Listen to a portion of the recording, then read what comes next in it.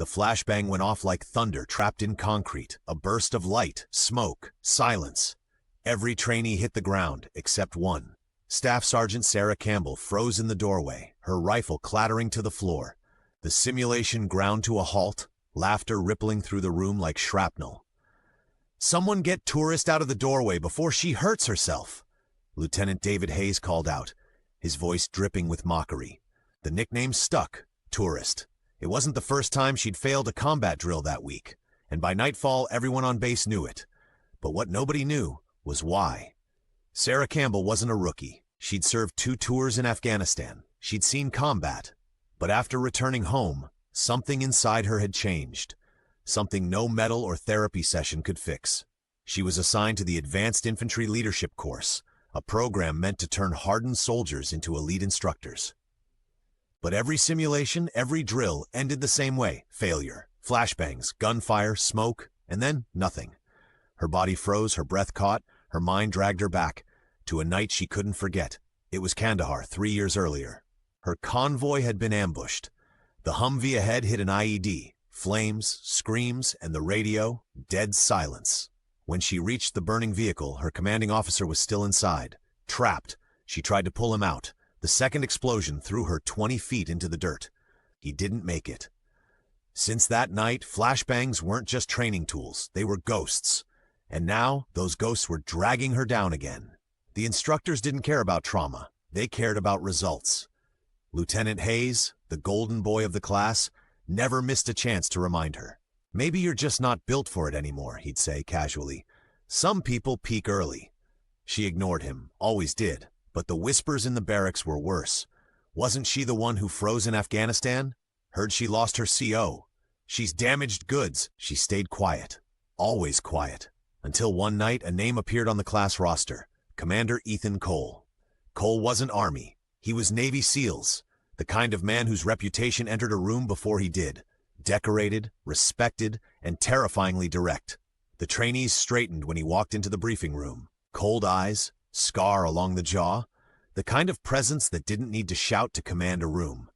He spoke only once before the first drill. "You're not here to play soldier. You're here to prove you can lead them." Then his gaze landed on Sarah. "Campbell," he said, reading her name patch. "I heard you've been failing drills."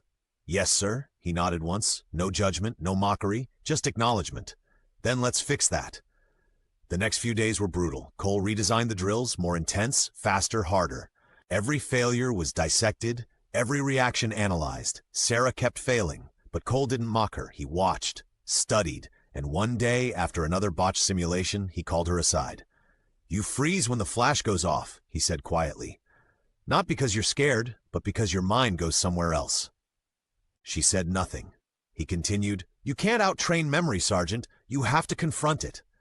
That night she didn't sleep. Instead, she replayed that day in Kandahar over and over again. The explosion, the screams, the guilt. She'd carried that weight for years, and it had become her shadow. Morning came with rain and tension. Cole gathered the class for a full combat scenario, urban assault under stress. Sarah was team lead. Lieutenant Hayes smirked. "Let's hope Tourist doesn't take a vacation mid-sim." She ignored him. The whistle blew. The team moved. Smoke grenades filled the hallway. Gunfire echoed through the speakers. Then, flashbang. The explosion went off. Time slowed. Her ears rang, her vision blurred. She froze, just like before. Her rifle trembled in her hands. Then, through the haze, she heard a voice in her headset. Not yelling, just calm, controlled. "Commander Cole?" 2 words, "Look forward."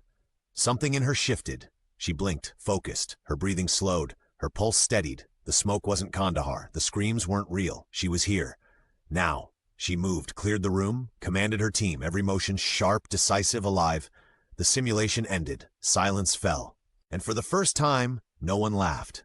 Cole walked up to her, nodding once. "Good work, Sergeant." She stood there, catching her breath, eyes wet, not from pain, but relief. For months she'd been trying to forget. But Cole's words reminded her what mattered wasn't forgetting. It was facing forward. Over the next weeks, Sarah led every mission flawlessly. Her confidence returned. Her instincts sharpened. Even Hayes stopped mocking her. Respect replaced ridicule. By graduation day, she wasn't tourist anymore. She was top of class. Cole approached her after the ceremony. You know why I told you to look forward? He said. She nodded slightly. Because the past doesn't change. He smiled faintly. No, because leadership is about motion. Even when you're broken, you keep moving. She looked at him then, not as a superior, but as someone who understood the weight of survival. Thank you, sir, she said quietly. Cole turned to leave. Don't thank me, Sergeant. You did the work. That night, Sarah stood alone on the training field, the air cool and still. The same place she'd failed, fallen, frozen. Now she just stood, steady, breathing, unafraid. The ghosts were still there, but they no longer let her. Because a SEAL commander had once said 2 words, and they changed everything. Look forward. Some soldiers fight wars abroad, others fight them within. Staff Sergeant Sarah Campbell learned the hardest battles aren't against the enemy, but against the memories that refuse to fade. And sometimes, all it takes to win is 2 words.